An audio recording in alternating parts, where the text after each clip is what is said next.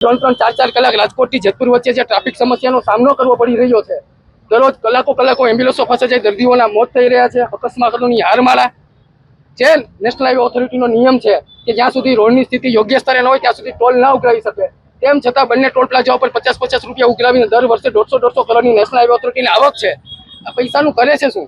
તમે રોડ જે diversion route કર્યો છે એમાં તો વાહનના 3-3 ફૂટ ખાડા છે, દરરોજ એટલા અકસ્માત થાય છે, એમ્બ્યુલન્સો ફસાય છે. તો આના જવાબદાર કોણ? નેશનલ હાઈવે ઓથોરિટીના નિયમમાં એવું છે કે જો કોન્ટ્રાક્ટર કે નેશનલ હાઈવે ઓથોરિટીની બેદરકારીથી કોઈ વ્યક્તિનું મોત થાય તો તેને વળતર આપવું એ નેશનલ હાઈવે ઓથોરિટીની જવાબદારી છે.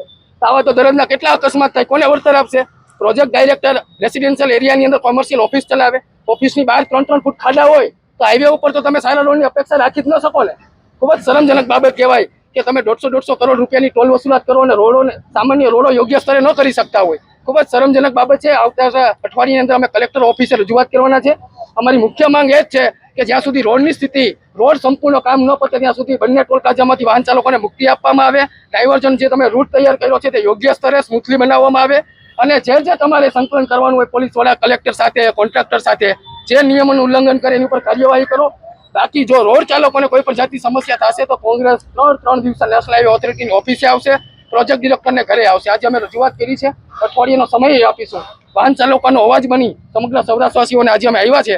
આવનારા સમયની અંદર આ હાઈવે આંદોલન એ કલેક્ટર ઓફિસે હશે. કલેક્ટર ઓફિસનો ઘેરાવ કરીશું. ગુજરાત પ્રદેશ કોંગ્રેસના અનેક આગેવાનો આવવાના છે, અનેક જાગૃત નાગરિકો, વેપારીઓ, કારખાનાદારો આવવાના છે. આજે અમે નેશનલ હાઈવે ઓથોરિટીનો જે 6 લેન હાઈવેના પ્રોજેક્ટ ડિરેક્ટરને રજૂઆત કરી છે અને ચીમકી અઠવાડિયાને આપી છે અને પ્રોજેક્ટ ડિરેક્ટરની પૂતળું સળગાવ્યું છે. કારણ કે કેન્દ્ર સરકારે જેમને અવળી મોટી જવાબદારી આપી હોય અને 2-2 વર્ષથી લોકો દરરોજ એટલા મુશ્કેલીનો સામનો કરે અને ઓફિસમાં એસી વાળી ઓફિસની અંદર બેસીને કાંઈ ન કરતા હોય તો એનું પૂતળું સૌરાષ્ટ્રવાસીઓ વતી અમે સળગાવ્યું છે.